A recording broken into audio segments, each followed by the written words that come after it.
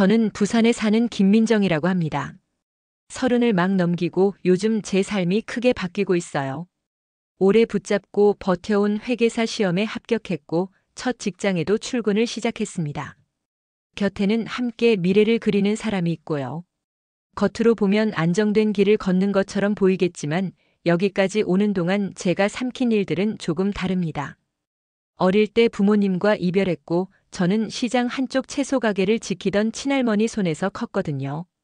그래서 제 기억 속 집 냄새는 흙과 잎사귀, 그리고 양념이 자작하게 졸아들던 갈치조림에 더 가깝습니다.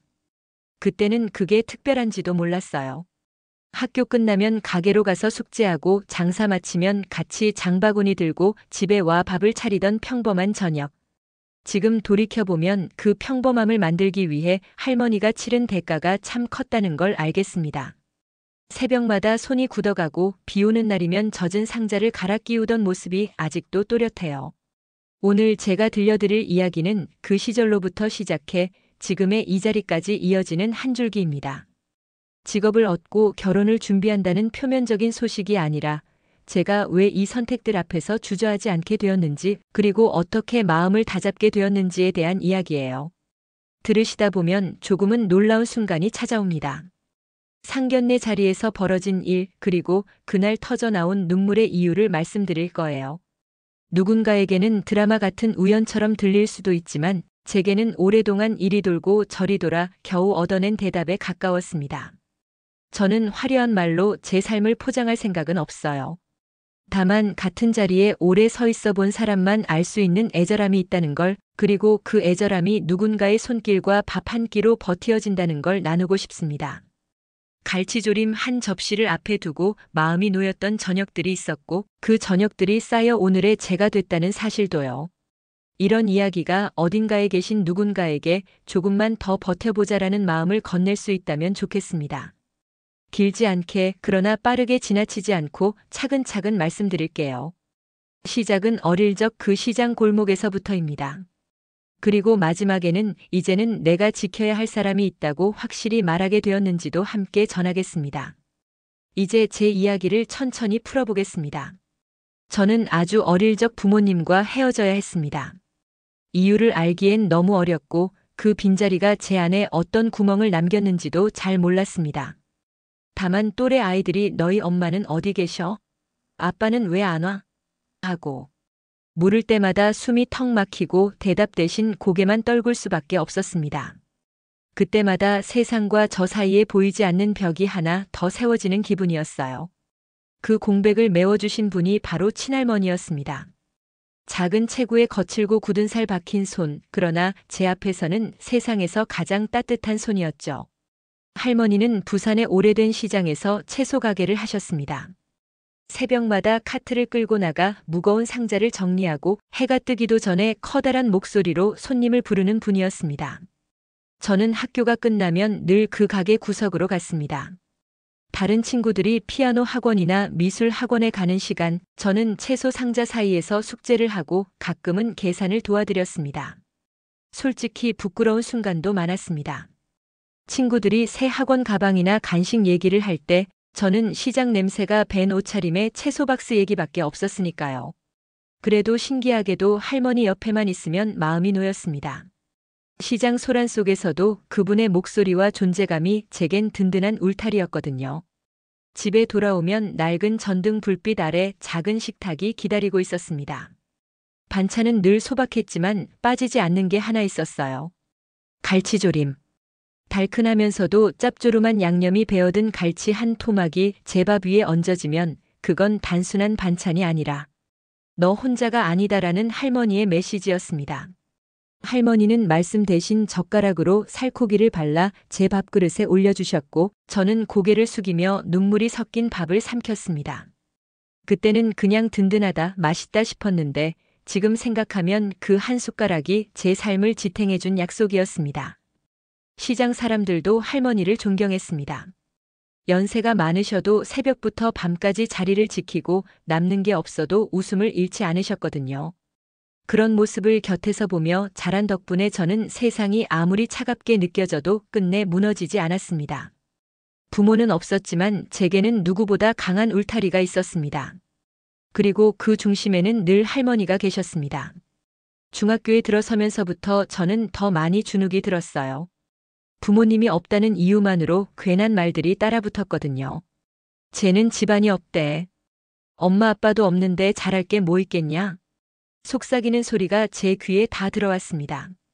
그럴 때마다 속은 쿡쿡 찔리고 눈물이 차올랐지만 울면 또 놀림거리가 될까봐 꾹 참았습니다.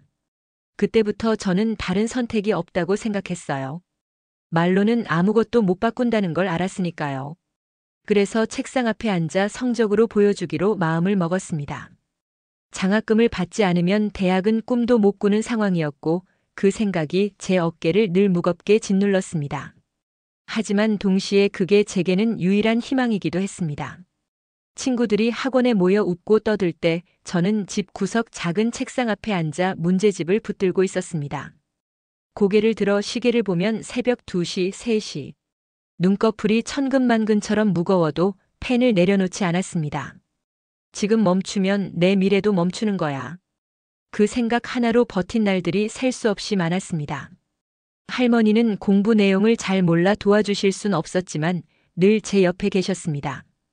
저녁 늦게까지 방에 불이 켜져 있으면 부엌에서 작은 소리가 들려왔어요. 국을 데우는 소리, 뚝배기에서 김이 피어오르는 소리. 책을 덮고 나가면 따끈한 갈치조림 국물이 기다리고 있었습니다. 늦게까지 고생했다. 따뜻할 때 먹고 자라. 할머니는 늘 그 한마디만 하셨습니다. 짧은 말이었지만 그게 제겐 약처럼 스며들었어요. 저는 밥을 먹으면서 스스로 다짐했습니다. 언젠가는 이 고생을 보답하자. 누가 뭐라 해도 내가 해낼 수 있다는 걸 보여주자. 그래서 더 치열하게 문제집을 풀고 더 오래 책상 앞에 버티었습니다. 다른 아이들이 놀거나 쉴 때도 저는 제 안의 불안을 밀어내듯 계속 공부했습니다. 돌이켜보면 그 시절은 참 고단했지만 동시에 제 삶을 단단하게 만든 시간이었습니다. 외롭고 서러운 순간이 많았지만 그 안에서 끈기와 투지를 배웠습니다. 언젠가는 이 노력이 꼭 빛을 볼 거라는 믿음, 그 믿음이 저를 끝까지 책상 앞에 앉혀두었던 겁니다. 세월이 흘러 드디어 회계사 시험 발표 날이 다가왔습니다. 그날 아침부터 제 심장은 내내 쿵쾅거렸어요. 평소처럼 담담하게 있으려고 했지만 손끝이 덜덜 떨려 마우스를 제대로 잡을 수 없을 정도였습니다. 컴퓨터 화면 앞에 앉아 수험 번호를 입력하는데 손바닥에 땀이 차올라 키보드를 몇 번이고 잘못 눌렀습니다. 혹시 떨어지면 어떡하지? 할머니를 더 실망시킬 수는 없어. 별별 생각이 다 스쳐 지나갔습니다. 마지막 확인 버튼을 누르는 순간 숨이 멎는 것 같았어요. 그리고 제 눈앞에 떠오른 단 2글자. 합격. 그 순간 세상이 멈춘 줄 알았습니다. 눈물이 왈칵 쏟아져 모니터 화면이 흐릿하게 보였고 다시 새로 고침을 해봐도 또렷하게 제 이름이 거기에 있었습니다. 저는 확인서를 출력하자마자 집으로 달려갔습니다. 뛰는 발걸음 하나하나가 울음처럼 터져 나왔어요. 집 문을 열고 들어가자마자 방에 앉아 계신 할머니 앞에 합격 확인서를 내밀었습니다. 목소리가 떨려서 말도 잘 안 나왔습니다. 할머니, 저 합격했어요. 할머니는 종이를 천천히 받아들고 한참을 가만히 바라보셨습니다. 그러더니 허허 웃으시며 한마디 하셨어요. 그럴 줄 알았다. 우리 손녀니까. 담담하게 말씀하셨지만 그 눈가에는 이미 눈물이 가득 맺혀 있었습니다. 그 모습을 보는 순간 제 눈물도 다시 터져 나왔습니다. 그날 밤 저는 처음으로 깊이 잠들 수 있었습니다. 더 이상 불안에 시달리지 않아도 된다는 안도감, 그리고 마침내 할머니의 희생에 조금은 보답했다는 뿌듯함 때문이었어요. 누워서 천장을 바라보며 혼잣말처럼 다짐했습니다. 이제는 내가 할머니를 지켜드릴 차례다. 합격이라는 2글자가 단순히 제 미래를 열어준 게 아니었습니다. 그건 제게 그리고 우리 가족에게 주어진 새로운 시작이었습니다. 합격의 기쁨이 조금씩 자리를 잡아가던 무렵 제 삶에 또 하나의 인연이 찾아왔습니다. 지금 돌아보면 그날이 없었으면 지금의 결혼도 없었을 거예요. 그날은 친구들과 바닷가에 나갔다가 집에 돌아오는 길이었습니다. 부둣가 근처 작은 방파제를 따라 걷고 있었는데 파도 소리에 정신이 팔려 발을 잘못 디딘 겁니다. 순간 발목이 삐끗하면서 몸이 앞으로 확 쏠렸고 그대로 바닥에 무릎을 세게 부딪혔습니다. 돌에 긁혀 따끔한 통증이 올라왔고 신발이 벗겨져 바닷물에 풍덩 빠져버렸습니다. 순간 너무 창피해서 어쩔 줄을 몰랐어요. 그런데 어디선가 낯선 남자의 목소리가 들려왔습니다. 괜찮으세요? 고개를 들자 검은 점퍼 차림의 청년이 제 앞으로 다가오고 있었습니다. 그는 바닷가에서 순찰 중이던 항만 안전 담당 직원이었는데 다급하게 제 쪽으로 뛰어와 손을 내밀었습니다. 순간 낯선 사람이었지만 그 손에 의지하지 않을 수 없었습니다. 무릎이 욱신거려 혼자 일어날 수도 없었거든요. 그는 제 신발을 주워 건네주며 자세를 낮췄습니다. 발목이 많이 돌아간 것 같은데 당분간 조심하셔야겠어요. 목소리는 차분했고 눈빛에는 진심 어린 걱정이 담겨 있었습니다. 그 모습이 괜히 제 마음을 두드렸습니다. 친구들이 우르르 몰려와 장난스럽게 웃으며 야, 괜찮아? 하고 묻는 바람에 저는 더 얼굴이 붉어졌습니다. 하지만 그 청년은 끝까지 제 곁에 남아 천천히 집 근처까지 동행해 주었습니다. 짧은 시간이었는데도 이상하게 안도감이 들었습니다. 바닷바람에 머리카락이 흩날리던 순간 괜히 그의 옆모습이 계속 신경 쓰였습니다.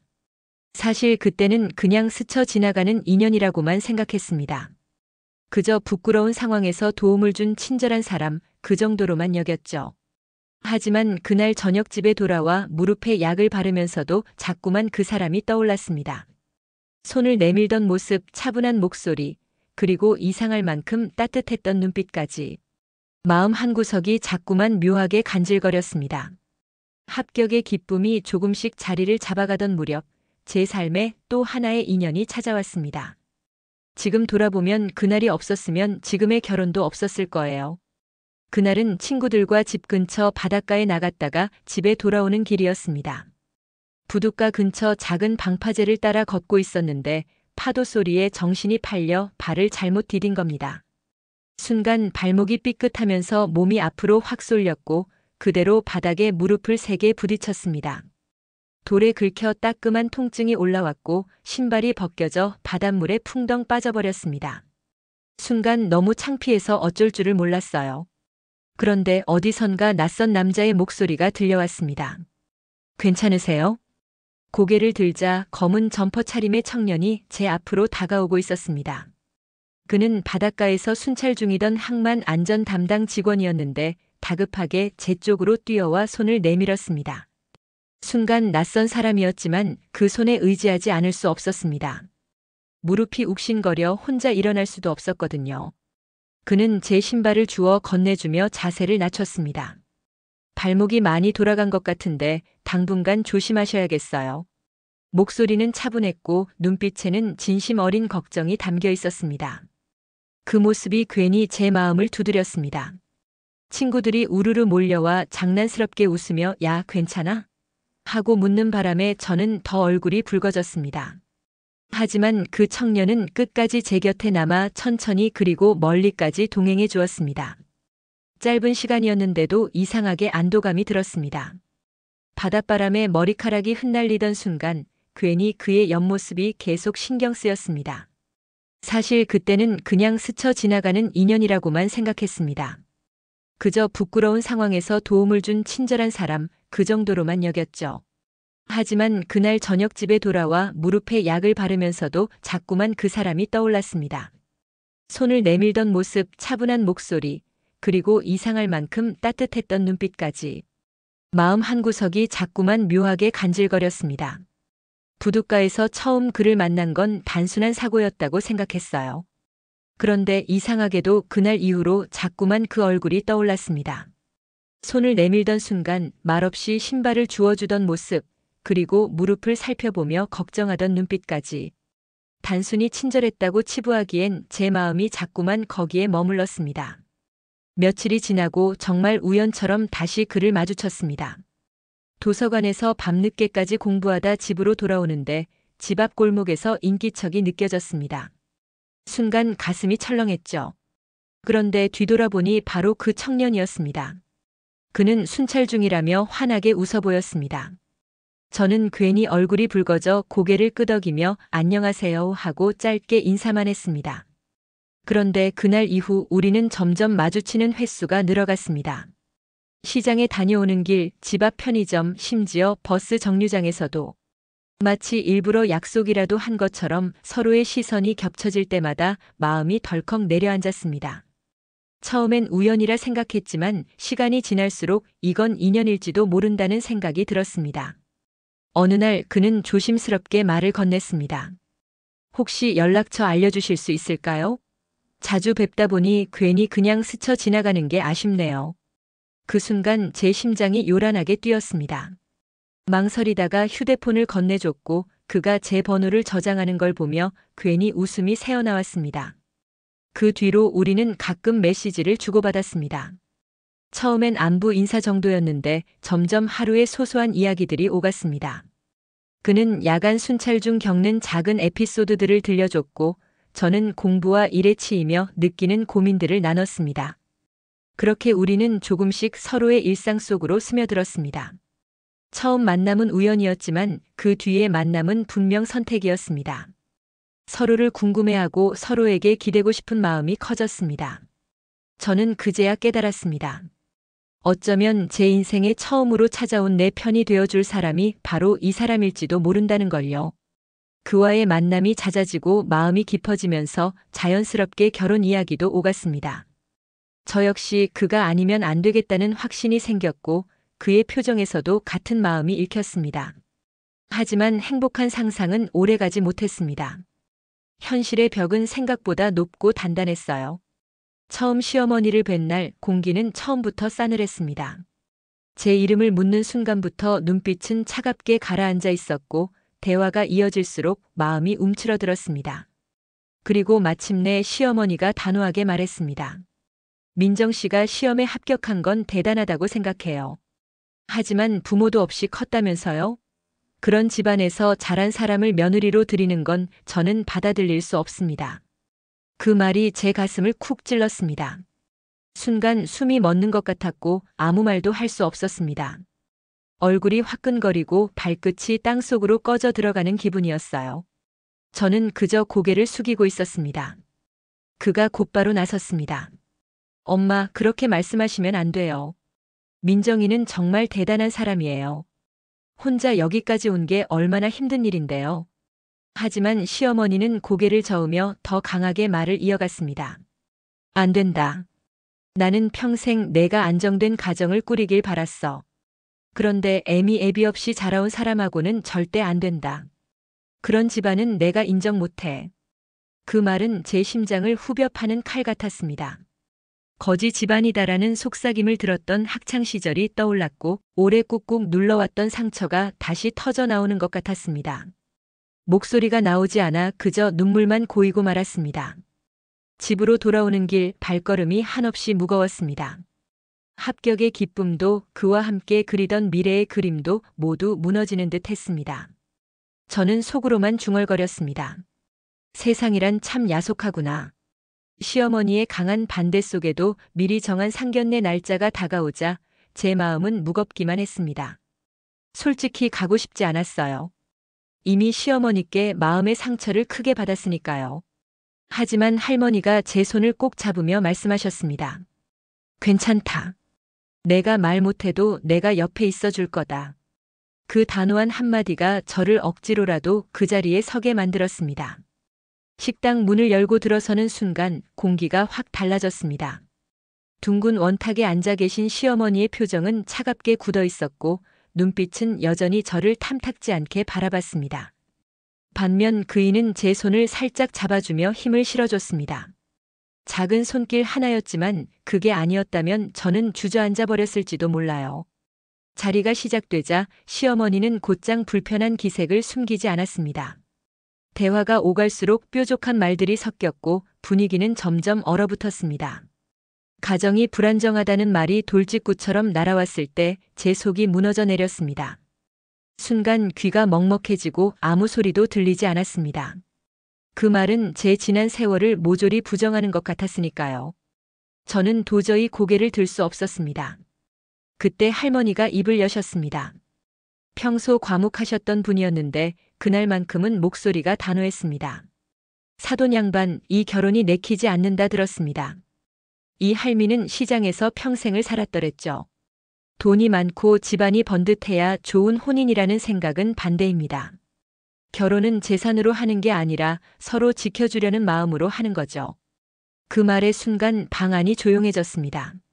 할머니의 목소리에는 세월의 무게가 고스란히 담겨 있었고 누구도 쉽게 반박하지 못했습니다. 하지만 시어머니는 고개를 돌리며 여전히 냉랭한 기색을 보였습니다. 저는 그저 두 손을 꼭 모은 채 이 자리가 무사히 끝나기만을 바랄 뿐이었습니다.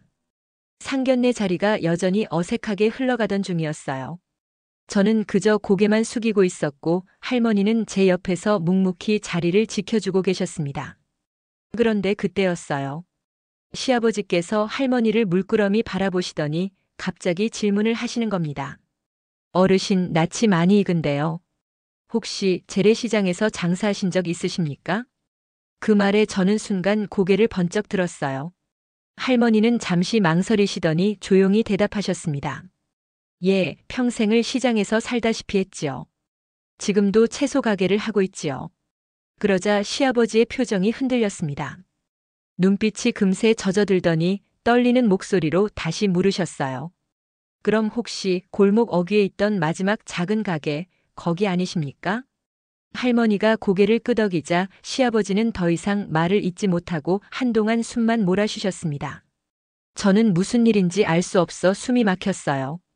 그리고 잠시 뒤 시아버지께서 어린 시절 이야기를 꺼내셨습니다. 제가 어릴 적에 집안이 많이 어려웠습니다. 늘 배가 고파서 시장을 떠돌곤 했지요. 그런데 그때 저를 그냥 지나치지 않고 고구마를 쥐어주시고 따뜻한 국에 밥까지 말아주시던 분이 계셨습니다. 그 덕분에 제가 하루를 버틸 수 있었습니다. 그분이 바로 어르신이십니다. 그 순간 저는 온몸이 얼어붙는 것 같았습니다.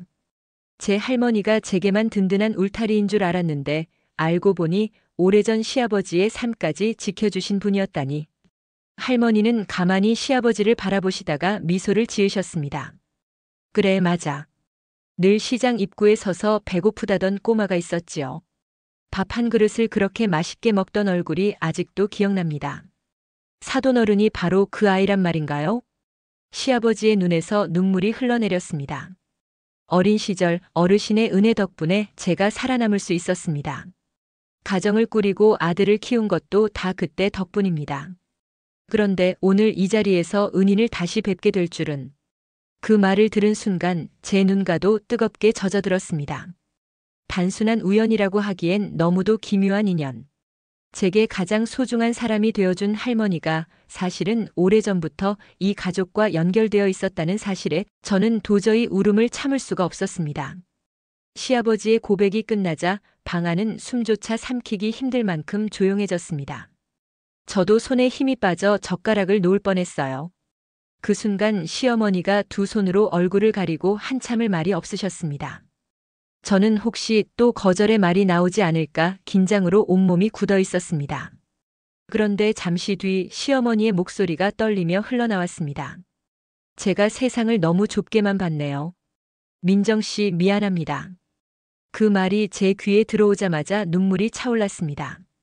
마음속에서 단단히 막고 있던 벽이 무너지는 소리가 들리는 듯 했어요. 저는 아무 말도 못하고 고개만 끄덕였습니다. 옆에서 남편이 제 손을 꼭 잡아주며 웃었습니다.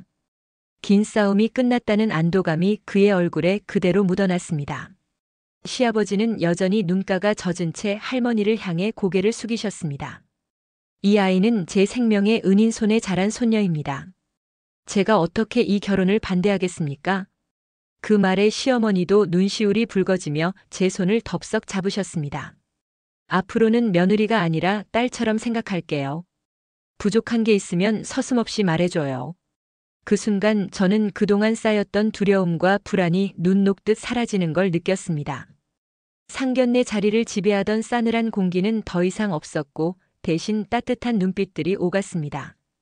저는 속으로 할머니를 바라보며 생각했습니다. 할머니는 나를 키워주시고 이제는 결혼까지 챙겨주시네. 결혼식 날 거울 속 하얀 드레스를 입은 제 모습이 낯설게 느껴졌습니다. 어린 시절엔 상상조차 못했던 순간이었으니까요. 부모님 없이 자라 늘 움츠러들던 제가 이제는 많은 사람들 앞에서 한 가정을 이루려 서 있다니 믿기지 않았습니다. 식장 안은 하객들로 가득했고 사람들의 시선이 쏟아졌지만 제 눈에 가장 먼저 들어온 건 할머니였습니다. 단정한 양복 차림으로 의자에 앉아 계셨는데 그 모습만으로도 제 마음은 벅차올랐습니다. 낯선 자리에 앉아 계셨지만 표정은 따뜻했고 눈가에는 이미 물기가 고여 있었습니다. 주례사의 말이 울려 퍼지고 제가 남편과 손을 맞잡는 순간 할머니의 표정이 무너졌습니다. 손수건으로 눈가를 훔치셨지만 이미 눈물이 뺨을 타고 흘러내리고 있었어요. 그 모습을 보자 제 눈물도 터져버렸습니다. 하객들 사이에서도 훌쩍이는 소리가 번졌습니다. 모두가 알 수 있었던 거죠. 이 결혼은 단순히 두 사람의 만남이 아니라 세대를 건너 이어진 인연의 결실이라는 걸요. 남편이 제 손을 꼭 잡으며 귓가에 속삭였습니다. 괜찮아. 이제부터는 우리가 지켜드리자. 그 한마디가 가슴 깊이 박혔습니다. 할머니의 삶이 저를 지켜준 것처럼 이제는 우리가 그분을 지켜야 한다는 약속 같았습니다. 결혼식이 끝난 뒤에도 제 머릿속에 가장 선명하게 남은 건 화려한 장식도 하객들의 축하 인사도 아니었습니다. 바로 할머니의 눈물이었어요. 그 눈물에는 기쁨과 안도 그리고 지난 세월의 고단함이 모두 담겨 있는 것 같았습니다. 신혼집 첫날 밤 저는 남편에게 이렇게 말했습니다. 앞으로 우리가 제일 먼저 지켜야 할 분은 할머니야. 남편은 단호하게 고개를 끄덕이며 대답했습니다. 당연하지. 이제는 우리 둘이 함께 모실 거야. 그날 밤 저는 오랫동안 잠들지 못했습니다. 제 삶이 더 이상 제 것만이 아니란 걸 뼛속 깊이 느꼈기 때문입니다. 부모님 없이 자란 공허함 속에서도 버틸 수 있었던 건 언제나 할머니 덕분이었습니다. 시장에서 땀 흘리며 채소를 팔던 모습, 갈치조림 한 토막에 담긴 따뜻한 사랑 상견례 자리에서 보여주신 단호함. 제 삶의 모든 굵직한 순간마다 할머니가 계셨습니다. 이제는 제가 그분을 지켜드릴 차례입니다. 더 이상 보호받는 아이가 아니라 든든한 울타리를 함께 세우는 어른으로 살아가야겠지요. 언젠가 제게도 아이가 생긴다면 그 아이에게 꼭 전해주고 싶습니다. 가족은 재산이나 집안이 아니라 끝까지 지켜주려는 마음에서 시작된다는 걸요. 이야기를 이렇게 마무리하면서도 제 눈가가 다시 뜨거워집니다. 긴 제 이야기를 끝까지 들어주셔서 감사합니다. 혹시 여러분 곁에도 너무 당연해서 소중함을 잊고 있는 가족이 있다면 오늘 꼭 마음을 전해 보시길 바랍니다. 사랑한다고 고맙다고. 그 말 한마디가 누군가의 평생을 지켜주는 힘이 될지도 모르니까요.